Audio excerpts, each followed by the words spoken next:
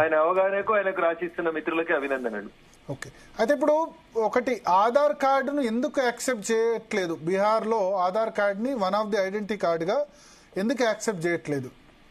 అక్కడ ఉన్న సమస్య ఏంటంటే బీహార్ కు ఉన్న సమస్య, కిషన్ గంజ్ లో హిందువులు 70 మంది ఉంటే ముస్లింలు 30 మంది ఉన్నారు సార్ 10 సంవత్సరాల క్రితం. అవును, ఇవాళ కిషన్ గంజ్ పోతే ముస్లింస్ 75, హిందువులు 35.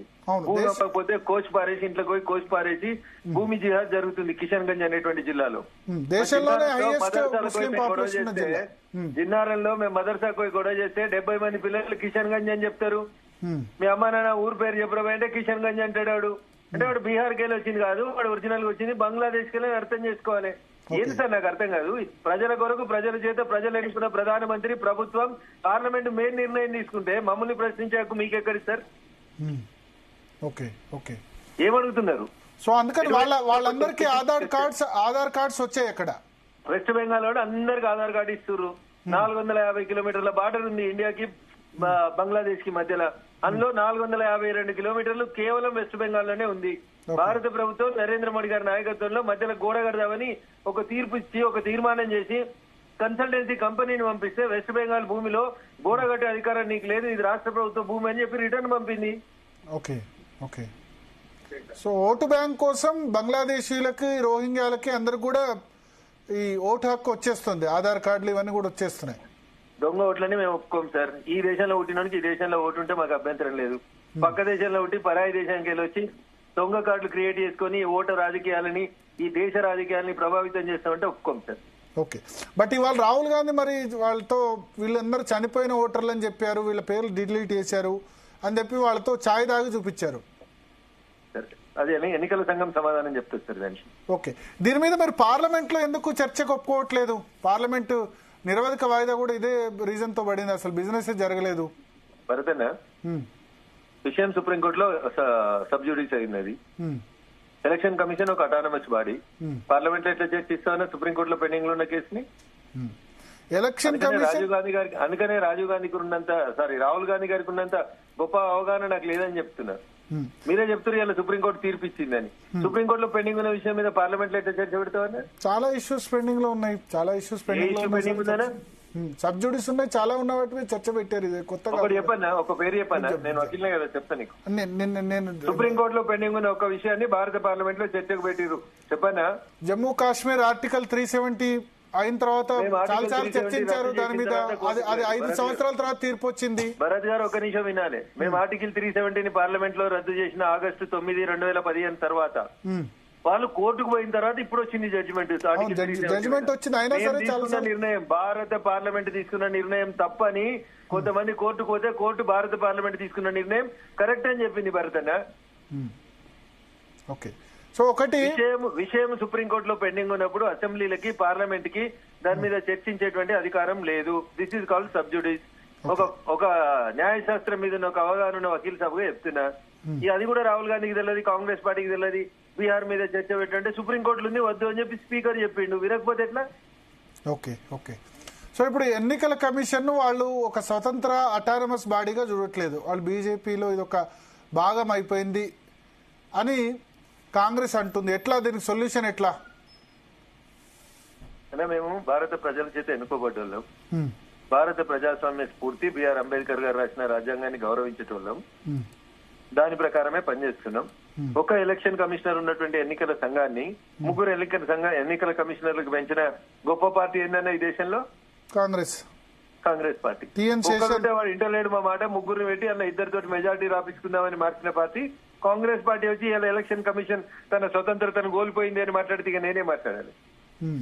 వాళ్ళు కాంగ్రెస్ ఆ విధంగా చేయబట్టే కదా, ఎమర్జెన్సీ విధించబట్టే కదా ఇందిరాగాంధీ వాళ్ళంతా బ్లేమ్ అయింది. బట్ మీ వాజ్పేయి హయాంలో పార్టీ వేరు, ఇప్పుడు వాజ్పేయి అద్వానీ సమయంలో అటల్ అద్వానీ పార్టీ వేరు, మోడీ అమిత్ షా పార్టీ వేరు అంటారు. భరతన్న చాలా మంది ఇవే ఇట్లా ఆడలేని మధ్యలో మాట్లాడతారు. వాజ్పేయి గారు ఉన్న బీజేపీ ఇప్పుడు ఉన్నది, శ్యామప్రసాద్ ముఖర్జీ గారు ఉన్నప్పుడు ఉన్న బీజేపీ ఉంటది.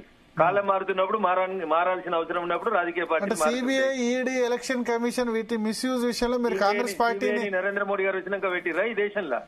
కాంగ్రెస్ పార్టీ సిబిఐని నా క్వశ్చన్ స్ట్రైట్ అన్న, సిబిఐ అనే సంస్థని నరేంద్ర మోడీ గారు ప్రధానమంత్రి అయిన తర్వాత నరేంద్ర మోడీ ఎందుకు బ్రిటిష్ కాలం నుంచి ఉంది, తెచ్చినామా? మాట్లాడతారన్నా? బ్రిటిష్ కాలం నుంచి ఉంది. ఢిల్లీ పోలీస్ ఎస్టాబ్లిష్మెంట్ యాక్ట్ మోచేతుల బలం ఉంటే మొండి కూడా తెగుతుంది.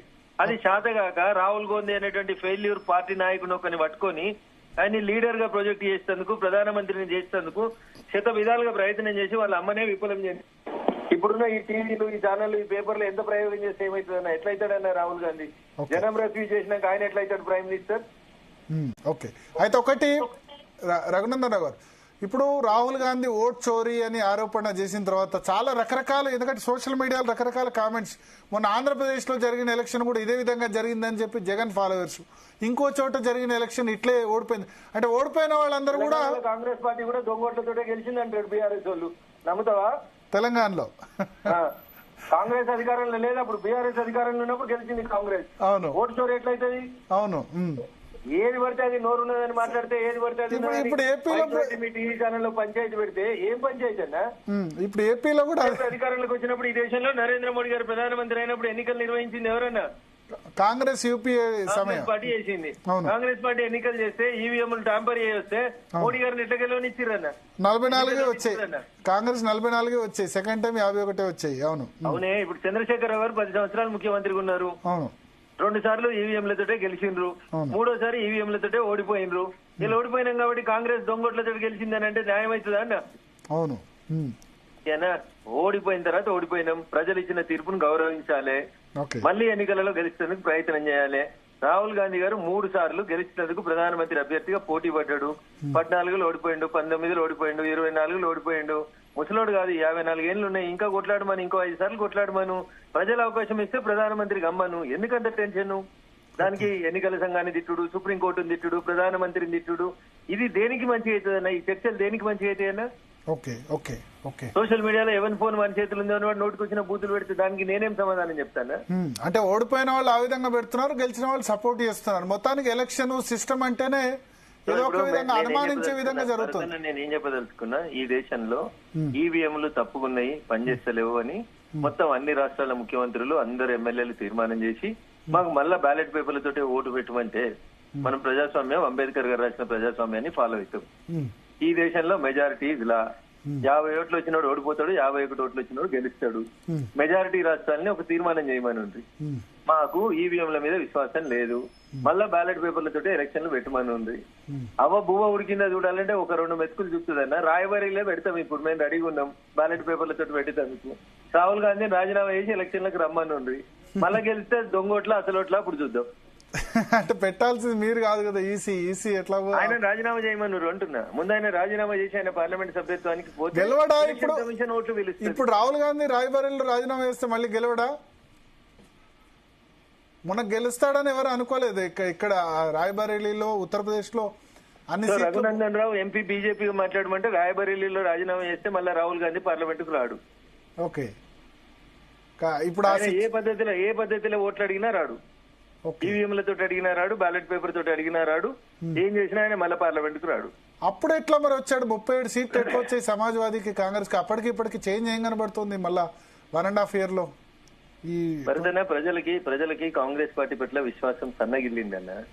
అది మీరు అర్థం చేసుకోకుండా ఎంతసేపు నాకు అధికారం పోయింది కాబట్టి నేను అందరినీ తిడతా అంటే ఎట్లయితుందన్న? అట్లా కాదు. ఈ దేశాన్ని 55 సంవత్సరాలు కేంద్రంలో పాలించిండ్రు, ఎన్ని అవకతవకలు చేసిరో అన్ని చేసిరు. ఓటు చోరీ అంటే నేను 100 చెప్తా మీకు. ఈ దేశానికి తొలి ప్రధాని ఎవరు కావాలి? సర్దార్ వల్లభాయ్ పటేల్ కావాలా, నెహ్రూ కావాలంటే సర్దార్ వల్లభాయ్ పటేల్ కు 12 ఓట్లు వస్తే జవహర్లాల్ నెహ్రూకి 1 ఓటు వచ్చింది. 1 ఓటు వచ్చిన ప్రధానమంత్రి చేసిరు, 12 ఓట్లు వచ్చిన ఉప ప్రధాని చేసిరు. ఓట్ల దొంగతనం గాఢ మొదలైంది. ఓటు చోరీ అనే ముచ్చట చెప్పాలంటే మొట్టమొదటి గీడికెళ్ళి చెప్పాలి. అందుకని తవ్వితే బోకపెంచలు వెళ్తే ఆయన మంచిగా ప్రశాంతంగా ఎన్నికలలో పోటీ చేయమని ఉంది, మహాగఠబంధన్ పెట్టుకోమని ఉంది. అవకాశం వస్తే ప్రజలు ఇస్తే, సహాయపడితే, ఓట్లు ఇస్తే ప్రజలు అధికారంలోకి తీసుకొస్తే వస్తారు, లేకపోతే ఎవరికి ఓట్లు వస్తే వాళ్ళు గెలుస్తారు. దాని గురించి ఎందుకన్నా ఒక గెలుపు, ఒక ఓటమి కోసం ఇంత దేశంలో ఓటు చోరీ అని ఒక చిల్లర పంచాయతీ పెట్టాల్సిన అవసరం అయితే లేదు. ఒక బాధ్యత అయితే ప్రతిపక్షానికి అనేది నా ఆలోచన. థ్యాంక్ యూ రఘునందన్ రావు గారు, జీ తెలుగు కోసం మీ సమయం కేటాయించినందుకు. సో మొత్తాన్ని